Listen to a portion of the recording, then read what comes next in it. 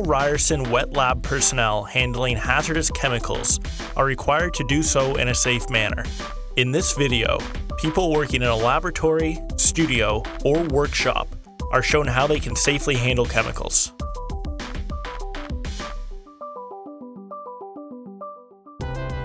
All hazardous chemicals are identifiable using the WHMIS 2015 system. All chemicals found in a laboratory must be equipped with either a supplier label, which contains more detailed information, or a workplace label, which should contain the minimum safety information for a chemical-specific use within the workplace. Both of these labels inform the chemical user about hazards and/or risks associated with the chemical and provide instructions on how to safely handle and store the chemical.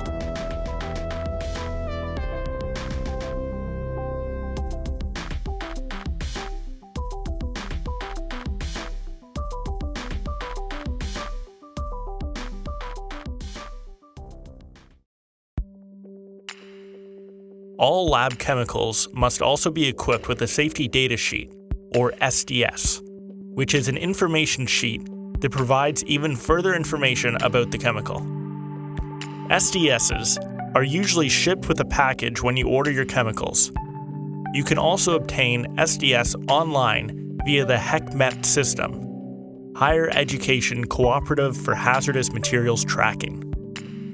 You may access HECMET using either Verter or ChemWatch. To access the Verter online inventory, use your lab's account login information. In Verter, you can view SDS as well as barcode information, CAS numbers, location, and quantity of each of the chemicals found in your space. To obtain a Verter user account, please contact the Integrated Risk Management Department. The other method of obtaining and viewing SDS is by viewing the ChemWatch website. ChemWatch is an international chemical management software affiliated to HECMET. This site will enable you to print out SDS labels of different sizes.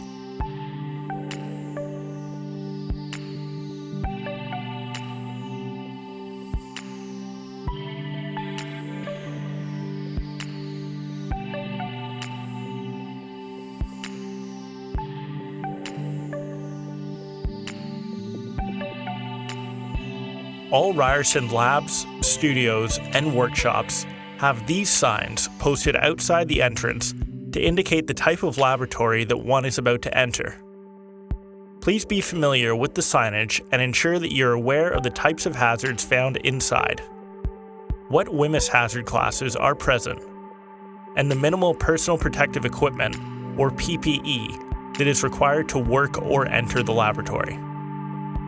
The signage will also describe any special precautions for entry or exit that need to be followed. Under the required training, you'll see a list of training that you must complete if you're planning to work in the lab. An emergency contact will also be posted, and it's usually either the PI or a technical officer's contact information. Before handling hazardous chemicals, ensure the appropriate personal protective equipment is worn. Given the various hazard levels associated with chemicals at Ryerson, the following PPEs should be utilized at all times when in the lab.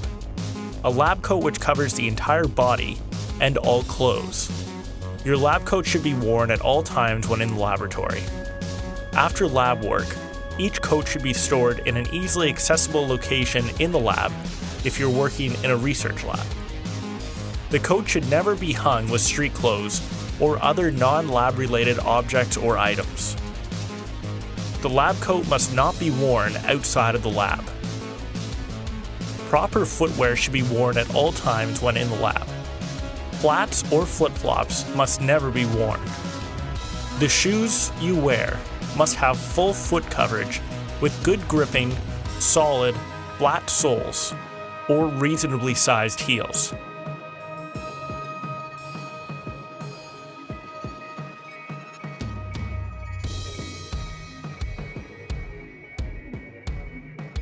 Safety glasses are used because they're made of unbreakable lenses of plastic or tempered glass, designed for light to moderate work. Goggles are used when the work involves significant risk of splash of chemicals or projectiles and can be worn over prescription glasses. Regular prescription glasses should never be used as the only protection for your eyes. Instead, wear safety glasses or goggles over the prescription glasses. The purpose of these glasses is to protect against risk of flying objects, dust particles, splashes of hazardous materials, or from harmful rays. Face shields are used when the work involves significant risk of splash on face or possible explosions and protects the face adequately, however, not the eyes. Gloves protect against risk of cuts, abrasions, burns, or exposure to hazardous materials. Ensure the use of the appropriate chemical-resistant gloves when handling lab chemicals.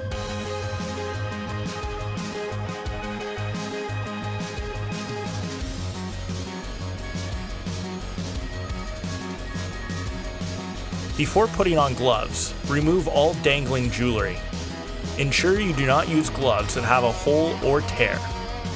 Do not reuse or reapply disposable gloves. Change gloves frequently throughout the course of the workday. Gloves may tear or develop a hole through normal wear and usage. Strict attention must be paid when removing gloves so that the outer surface of the glove does not come into contact with exposed skin. Remove gloves by slowly pulling them down, one at a time, and turning them inside out. Dispose of gloves in a designated biohazard container or receptacle if required.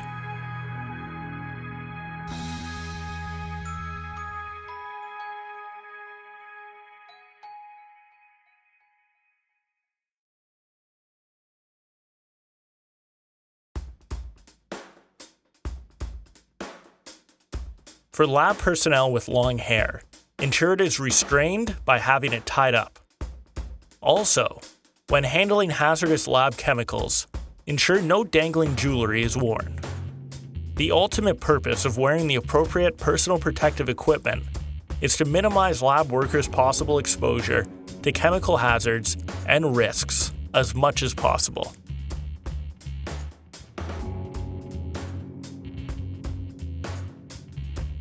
To avoid the occurrence of accidents, all chemicals must be properly stored in appropriate locations.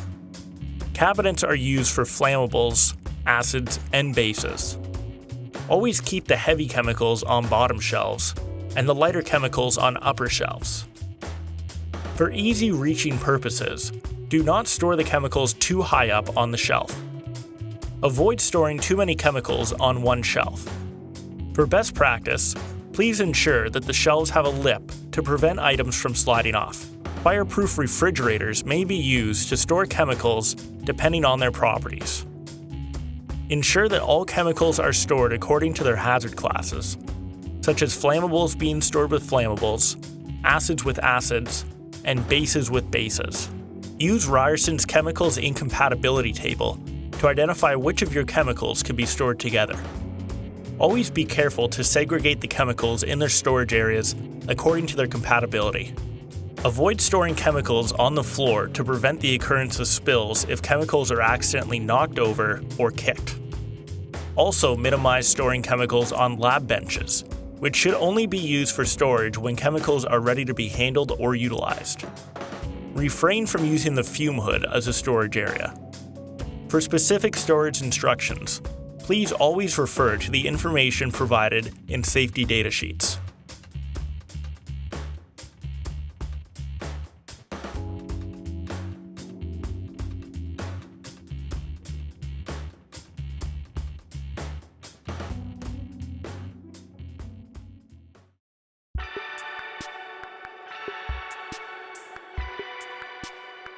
To ensure that chemical products are moved from place to place within the facility in a safe manner, and to reduce the risk of spills or other incidents, the following procedures should be followed. Transportation of hazardous bottles should always be done using a secondary container or equipment, such as a cart, bucket, or tray. Do not carry chemicals using only your hands. Only freight elevators should be used when transporting hazardous materials from one floor to another. When transporting compressed gas cylinders, please use the appropriate cylinder cart. You can find a cylinder cart in the Ryerson University Analytical Center if you don't have one in your lab. Ensure that you have taken the e-learning training on compressed gas cylinders, as this will provide you with further transportation details of compressed gas cylinders.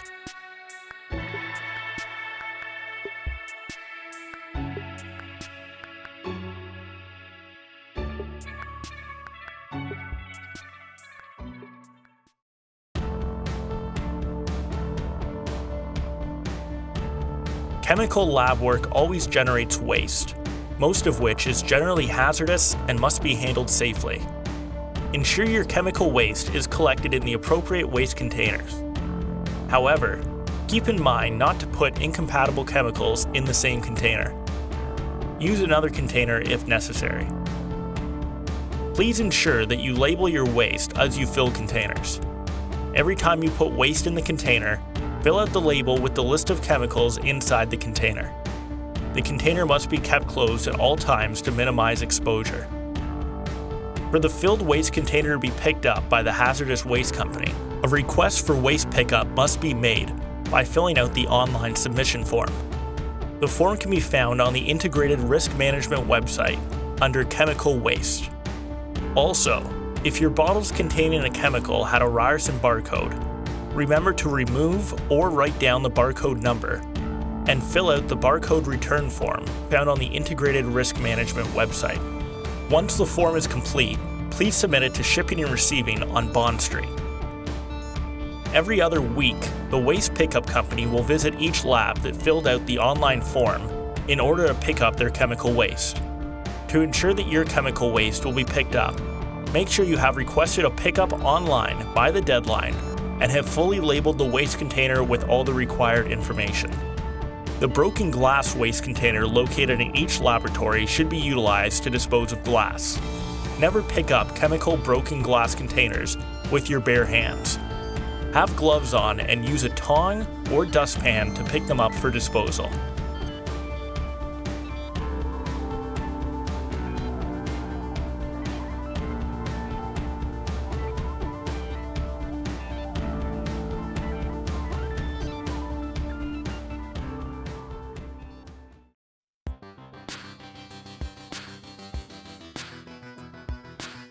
There are two types of chemical spills that can happen in any lab.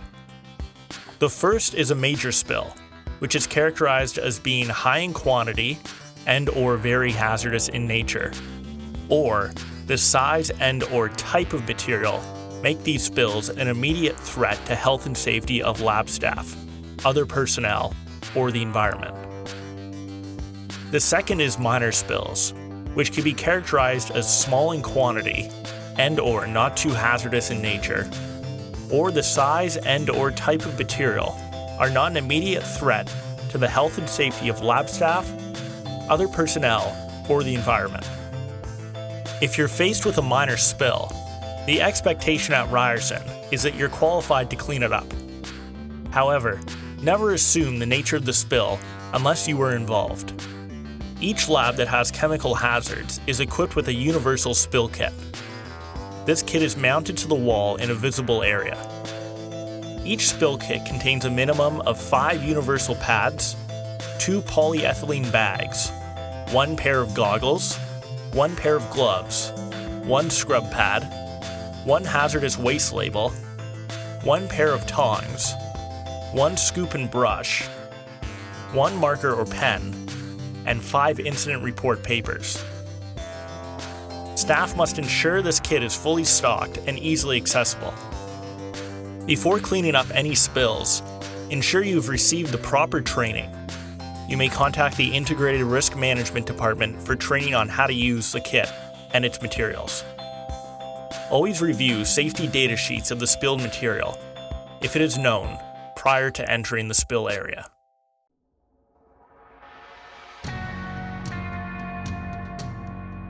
If the spill is minor, then you should be able to clean it up yourself. Wear personal protective equipment, including safety goggles, gloves, and a long-sleeve lab coat during cleanup. Confine the spill to a small area by using the absorbent pad from your spill kit to absorb spilled materials. When all liquid is absorbed, pick up the materials with a broom and dustpan. For any larger pieces of glass, use a pair of tongs. Place the saturated absorbent and broken glass in the solid waste container or in the polyethylene bag. Label the container or bag with the hazardous waste info and include it in the next hazardous waste collection. Clean the spill area with soap and water. Always clean from the outside towards the center of a spill. For the spill kit to be ready when it's needed next, replenish the supplies as soon as possible by using the contact information provided in the spill kit. Fill out an incident report form in the spill kit and submit a copy to Integrated Risk Management and to your supervisor.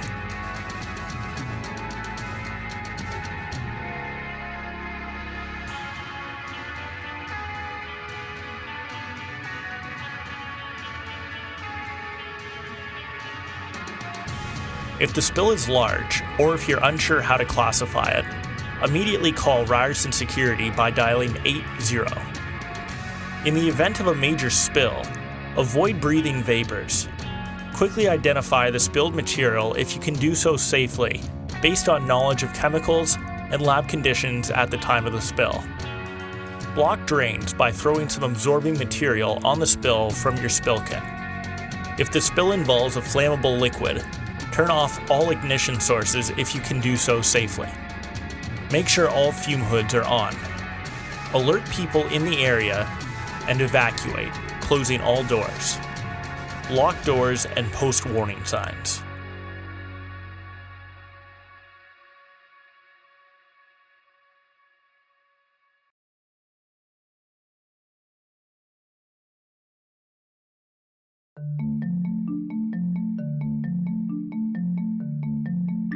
Eyewash stations and safety showers are safety devices that are utilized in emergency situations that involve chemical splashing on lab personnel.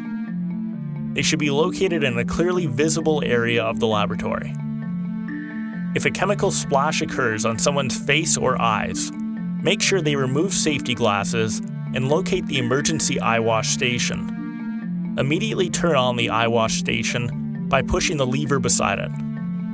Flush the eyes and your face for 15 to 20 minutes. During the flushing, hold your eyes open. Gently rotate the eyeballs from left to right and up and down to remove contamination from all areas of your eyes. If you have contacts, take them out during the flushing, as you don't want to delay the flushing. If the spill occurred on the body, make sure to remove the lab coat and locate the safety shower. Immediately flush the affected body area with water for 15 to 20 minutes. Use an available clean lab coat to cover yourself afterwards. In both cases, consult with a medical practitioner to check if anything else needs to be done to avoid any potential adverse effects.